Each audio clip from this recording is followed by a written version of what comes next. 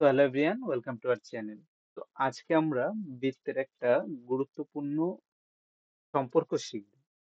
বৃত্তের দুটো জিনিস আমাদের রয়েছে। একটা কি রয়েছে, যেকোনো একটা বৃত্তের ক্ষেত্রে আমরা এখানে যদি ছবি দেখি তাহলে আমরা দুটো এখানে রেখা দেখতে পাচ্ছি। একটা হলো কি, একটা হলো পিটি আর একটা হলো পিএন।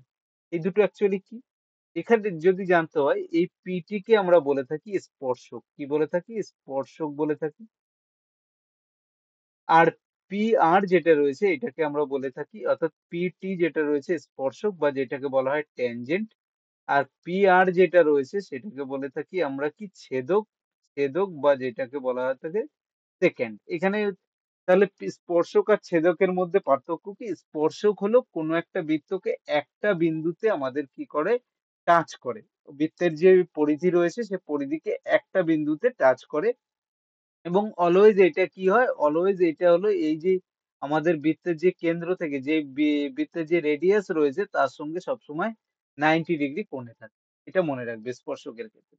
আর ছেদক কি? ছেদক হলো আমাদের বৃত্তকে দুটো, বৃত্তের পরিধিকে দুটো স্থানে এ আমাদের স্পর্শ করে। এইখানে একটা কিউতে, একটা হলো আর এ আমাদের স্পর্শ করে।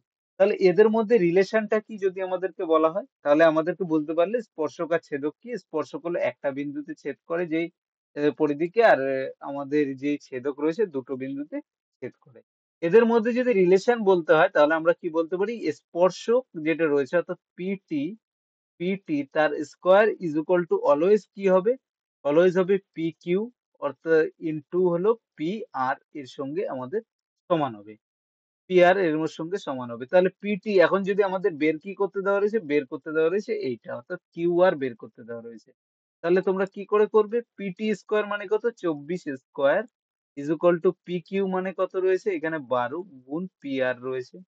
PR, তাহলে এটা যদি আমরা করি তাহলে আমাদের কি হয়ে যাবে? 24 স্কোয়ার বাই 12 করতে হবে, তাই তো? PR ইজ ইকুয়াল টু আমাদের হয়ে যাবে 24 গুণ 24 বাই 12। এটা 2 করলে এটা 48। এসে দাঁড়ালো কত? এটা 48। অর্থাৎ P থেকে R পর্যন্ত হলো 48। তার মধ্যে যদি 12 দেওয়া থাকে তাহলে বাকি কতটা রয়েছে? বাকি এটা রয়েছে আমাদের 36। তাহলে বুঝতে পারলে কি করে বের করলাম? এই বাকিটুকু আমাদের কি হলো? আমাদের এইটা হলো 36 আমাদেরকে বেরিয়ে গেল ইজিলি। তো দেখো এই ধরনের প্রশ্ন যখন দেবে তখন তোমরা কিভাবে করবে তাহলে বুঝতে পেরেছো? তো ফ্রেন্ডস, এর পরের ভিডিও আমরা আরেকটা দেব। সেই ভিডিওতে, এই শর্ট ভিডিওতে আমরা তোমাদেরকে এই রিলেটেড আরো আলোচনা করব যে এদের মধ্যে আর কি রিলেশন আমাদের হতে পারে। ঠিক? তো ফ্রেন্ডস, ভিডিওটাকে লাইক শেয়ার করো। চ্যানেলে প্রথম হলে চ্যানেলটাকে